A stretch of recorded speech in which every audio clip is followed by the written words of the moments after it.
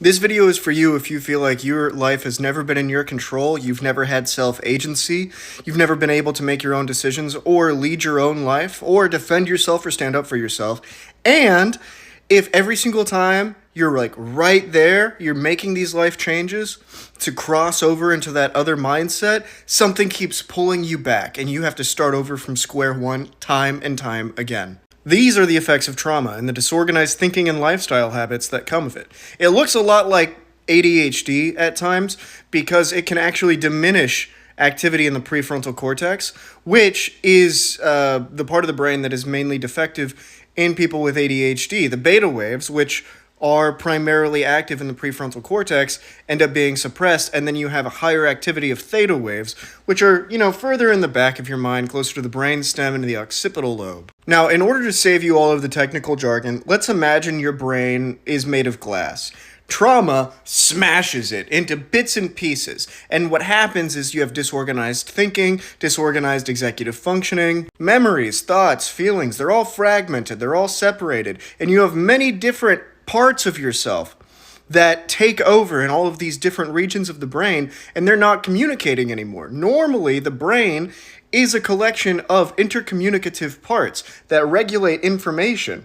They don't pass on the same processings of the information to each other. They handle it themselves. But whenever you sustain emotional trauma, long-term trauma, physical trauma, they end up being much less organized and disconnected, so that each individual part takes a heightened sense of its own agency, and you are not a unified whole. Instead, you have many different figureheads, many different personality modes that are fighting for dominance under many different conditions. All of them get activated under different triggers. As a result, you can have times where you're extremely overconfident, and then extremely fearful and insecure, and then extremely dependent, and then hypersexual, and then extremely aggressive, just impulsive in general, making very risky decisions with your life. And all of these behaviors and all of these things that you do reflect the specific experiences that you endured, the specific triggers you have from the trauma you sustained. And in those moments of clarity where you feel like you're about to actually have self-agency, you are kind of ascending into the activity of the prefrontal cortex as it should be done. But then something happens. You get one little trigger and suddenly it slips and you fall all the way back. It's like everything suddenly gets taken away from you. You are at the precipice of self-agency and suddenly you fall back into the pit. Now, this pit is your limbic system. It's your emotional brain. Your amygdala is hypersensitive, hyper-aware, hyper-reactive to perceived threats.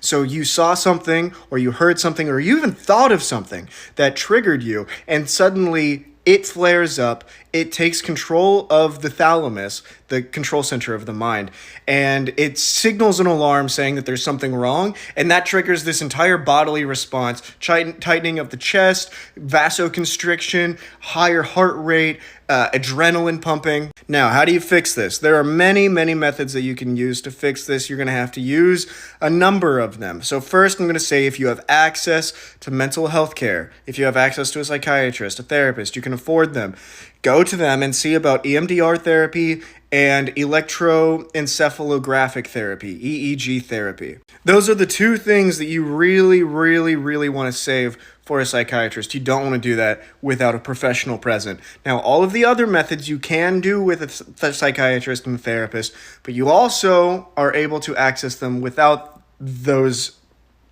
channels, right? If you don't have access to the healthcare. Everything I said before about what's happening in your brain was necessary to explain why these methods work. Because everything that I said before of what's happening in your brain and in your body are a result of the trauma. So you need to have talk therapy. You need to be around people that you truly trust and who truly accept you and who can give you the safe space and the open mental range to verbalize everything that you thought went wrong, and to piece together all of the trauma, to talk it out, and to create a coherent timeline where you can confront it and you can truly describe it. Because what that's going to do is it's going to weave together all of those fractured parts of your mind. Remember when I was mentioning that before? Then you also need to get into your body. You need to learn how to feel your body with your body. As in, close your eyes, practice interoception. Interoception, by the way, being the practice of seeing what's going on in your mind and in your body and feeling it, truly feeling it. Not like with your hands, but like feeling like how you feel. Again, specifically the talk therapy with people you trust and love and people who trust and love you.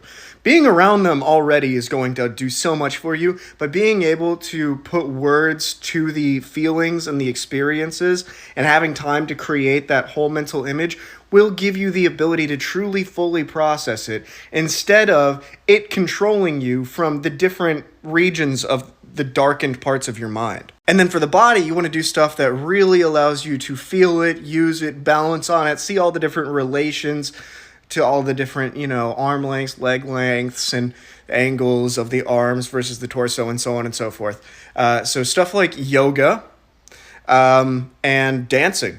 Any kind of dancing, any kind of yoga, do that. That'll really help you get into your body. And then beyond that, the way that trauma affects the body is mostly circulatory. It raises your heart rate. It raises your stress hormone levels. It constricts your blood vessels. So do stuff that raises your heart rate. Get your activity in line with a heightened heart rate to align the heart rate with your activity. So aerobic exercising. Running, swimming, cycling, that sort of thing. Now, finally, these last two are pretty cool. First, theater.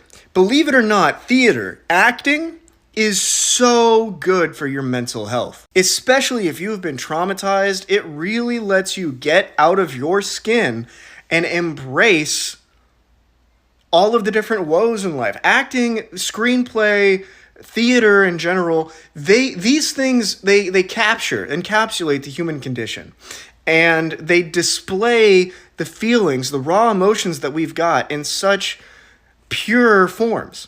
And if you can put yourself in a character's role and embody their feelings and learn how to put yourself in their shoes, it actually has a backward feedback effect where you get the same kind of emotional processing. That's why theater kids seem so weird, by the way, and why I don't really like to make fun of theater kids. I was a theater kid, and it was really good for helping me get out of my shell in high school and college.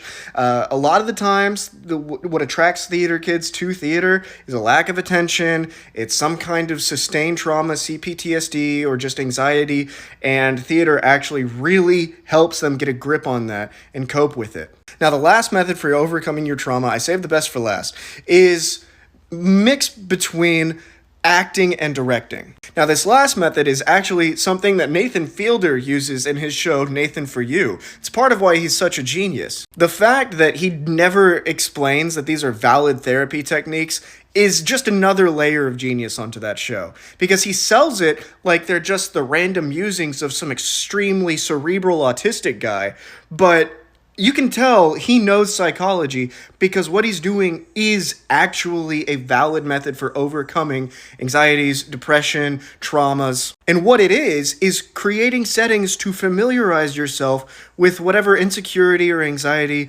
or PTSD memory you've got, so that you can get exposure to it and then recreate it on your own terms so that things play out the way that you wish they would have. Like, for instance, if your dad used to beat you and your mom just kind of let him do it, if you can create a setting where you enroll somebody as your dad and enroll somebody as your mom, and then you stand up to your dad and then your mom stands up to your dad in this like fictitious setting, what it does is it creates a parallel memory next to the traumatic one that actually can overwrite and feed into the traumatic one and allow you to heal yourself mentally.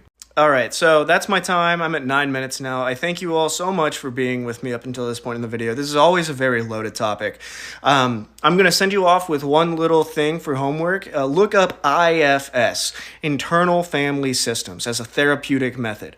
That is a method that identifies the fractured parts of yourself and sort of reintegrates them into your mind, subsides them, gives them a voice, allows them to be heard so that they can feel like they don't need to stand out and take the reins whenever things get tough in the way that they get triggered.